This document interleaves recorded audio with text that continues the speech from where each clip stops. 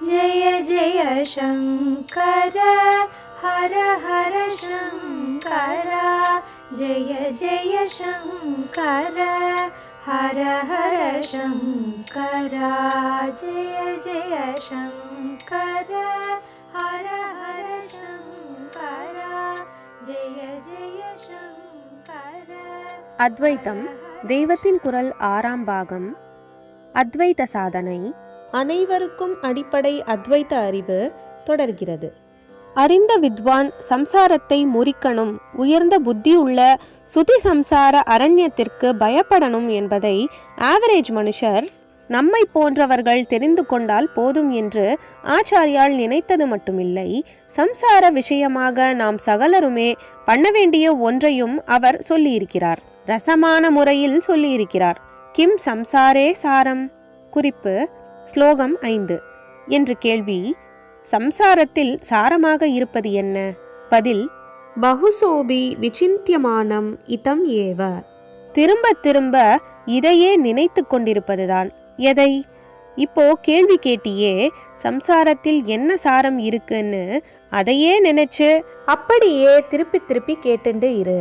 பிறவி எடுத்த பயனே இந்த பிறவி எடுத்ததாலே ஏதாவது பயனுண்டா என்று அடிக்கடி விசாரிச்சு பார்த்துண்டு இருக்கிறது தான். அதைத்தான் இதம் ஏவ பகுசோபி விசிந்தியமானம்னு சொன்னது. இப்படி கேட்டுக்கொண்டே இருந்தால், அதாவது அறிவால் ஆராய்ந்து பார்த்து கொண்டே இருந்தால் சம்சாரத்தில் சாரமே இல்லை என்று தெரியும். எது சாரமோ அந்த ஆத்மாவை பற்றி தெரிந்து கொள்ள ஆர்வம் உண்டாகும். அந்த சமயத்தில் கிம் சம்சாரே சாரம் என்று நாம் கேட்டுக்கொண்டிருந்ததால் தானே இப்போது இந்த உத்தமமான விஷயத்திற்கு ஆர்வப்பட முடிந்திருக்கிறது. நாம் சம்சாரியாக இருந்து கொண்டு அப்படி இருப்பதோடேயே நம் வாழ்க்கை நிறைந்து விட்டது என்று நினைத்து கொண்டிருந்த சமயத்தில் அந்த கேள்விதானே நம் கண்ணை திறந்துவிட்டு காப்பாற்றிற்று. ஆனபடியால் சம்சாரத்தில் ஏதாவது சாரம் இருக்குமானால் அது அந்த கேள்விதான், இடைவிடாத கேள்விதான் என்று தெரியும். அதாவது ஆத்ம சிந்தனை எப்போதும் கொஞ்சமாவது இருந்து கொண்டிருக்க வேண்டும் என்று ஸ்லோகத்தின் அர்த்தம். இங்கே வித்வான் சுதி என்கிறார் போல லட்சணம் எதுவும் கொடுக்காததால் இது சகல ஜனங்களுக்குமான உபதேசம். கர்மாவை விட்டால் இருந்தும் செத்தவனாகிவிடும் காமன் மேனும் கூட சம்சார விடுதலையை பற்றி அவ்வப்போது நினைத்தபடியே இருக்க வேண்டும் என்று ஆச்சாரியால் அபிப்பிராயப்படுகிறார். இங்கே சம்சாரத்தில் சாரமென்ன என்று அடிக்கடி கேட்டுக்கொண்டிருக்கணும் என்றவர் கொஞ்சம் தள்ளி, அதாவது குறிப்பு ஸ்லோகம் 16 ராப்பகல் நினைக்க வேண்டியது என்ன என்றே ஒரு கேள்வி கேட்கிறார். கா அஹர்நிஷம் அனுசிந்தியா. பதில் சம்சார அசாரதா. சம்சாரம் சாரமற்றது என்பதுதான். சோபான பஞ்சகம் என்று ஆச்சாரியால் அனுகிரகித்திருக்கிறார்.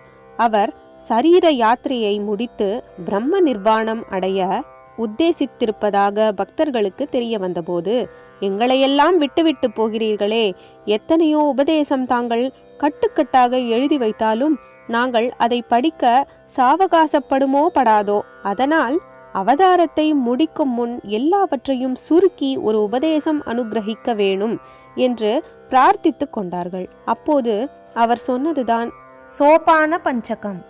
உபதேச பஞ்சகம் என்றும் அதற்கு இன்னொரு பேர் சொல்வதுண்டு. சோபானம் என்றால் படிவரிசை. அடிப்படையில் நம் மாதிரி சாமானிய ஜனங்கள் எங்கே ஆரம்பிக்க வேண்டும் என்பதிலிருந்து பரபிரம்மத்திலேயே பிரதிஷ்டையாகிவிடும் உச்சஸ்தானம் வரையில் அதில் டைரக்ஷன் வரிசையாய் கொடுத்து கொண்டு போயிருக்கிறார். ஆரம்பம் வேதோ நித்யம் அதீயதாம் ததுதிதம் கர்மஸ்வனுஷ்டீயதாம். வேதத்தை தினமும் அத்தியனம் பண்ணி அதில் சொல்லியிருக்கும் கர்மாக்களையெல்லாம் அனுஷ்டியுங்கள் என்பது.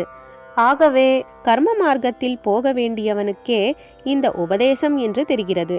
ஆனால் இந்த உபதேசத்திலேயே ஆத்மேச்சையை, அதாவது ஆத்ம சம்பந்தமான ஆர்வத்தை வளர்த்துக்கோ, வீட்டை விட்டு ஓடு, குருவிடம் வேதாந்த மகா வாக்கிய உபதேசம் வாங்கிக்கோ என்றெல்லாம் சொல்லி கொண்டு போய் பரபிரம்மத்திலேயே பிரதிஷ்டையாயிடு என்று முடித்திருப்பதால் தற்போது கர்மாவுக்குத்தான் அதிகாரியாய் இருப்பவனும் கூட ஞான யோகத்தை பற்றிய எல்லா விஷயமும் தெரிந்தவனாய் இருக்க வேண்டும் என்பதே ஆச்சாரியால் கருத்து என்று தெரிகிறது. இப்படி பார்த்து கொண்டே போனால் நன்றாக கன்ஃபார்ம் ஆகிறது.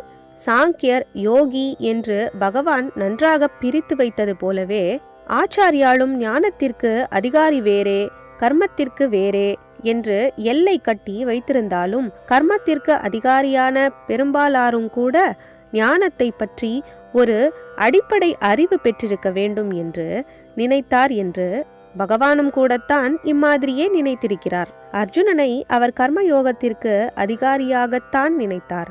கர்மண்யேவ அதிகாரஸ்தே என்று அவர் அவனிடம் சொன்னது குறிப்பு கீதை 2.47. அநேகமாக எல்லோருக்கும் தெரிந்த விஷயம். சண்டை போட மாட்டேன் என்று சந்நியாசியாக ஓடிப்போக தயாராக இருந்த அவனை அவர் இழுத்து பிடித்து வைத்து போடு சண்டை என்று கர்மத்திலேயே ஈடுபடுத்தியிருக்கிறார். ஆனாலும் அப்போது அவனுக்கு உபதேசித்த கீதையிலேயோ கர்ம யோகத்தை மாத்திரம் சொல்லாமல் சவிஸ்தாரமாக ஞான யோகத்தையும் தானே சொல்லியிருக்கிறார். ஆரம்பமே ரொம்ப அப்டிராக்டாக சாங்கிய யோகத்தில் தான் இருக்கிறது. இத்தனையும் எனக்கு ஜஸ்டிஃபிகேஷன். குறிப்பு பொது பிரசங்கத்தில் அத்வைத சாதனை பற்றி சொல்வதற்கு நியாயம் காட்டுவதை குறிப்பிடுகிறார்கள். சங்கீதத்தில் கரை கண்டவர்கள் ஸ்வரங்களை எடுத்துக்கொண்டு எந்தெந்த ராகத்தில் எந்தெந்த ஸ்வரங்களை எப்படி பிடிக்க வேண்டும், இழைக்க வேண்டும், ஞாசம் விந்யாசம் செய்ய வேண்டும் என்று அலசி பார்த்து முடிவு பண்ணுகிறார்கள்.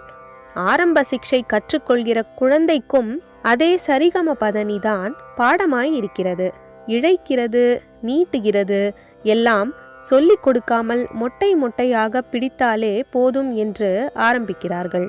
ஸ்ருதி தப்பாமல் ஸ்வரஸ்தானங்களில் நின்றுவிட்டாலே போதும் என்று அந்த ஸ்டேஜில் வைத்துக் கொள்வது. இதில் ஆரம்பித்துதான் கடைசியில் அந்த ஸ்வர சூக்ஷ்மங்களில் புகுந்து ஞாசம் விந்யாசம் செய்வது வரை போவது. அந்த ஞாச விந்யாசம் மாதிரி நம் வாழ்க்கையின் கடைசியில் சந்நியாசம். அதிலே எந்த தத்துவ சூக்ஷ்மங்களையும் அபியாச சூக்ஷ்மங்களையும் அலசியும் அனுபவித்தும் தெரிந்து கொள்ள முடியுமோ அதையே தான் பால சிக்ஷை சரிகம பதனி மாதிரியாவது இப்போதே சகலரும் தெரிந்து கொள்ள வேண்டியது அவசியமாயிருக்கிறது. அனைவருக்கும் அடிப்படை அத்வைத அறிவு நிறைவு பெறுகிறது. ஜெய ஜெய சங்கர, ஹரஹர சங்கர, மகாபெரியவா சரணம்.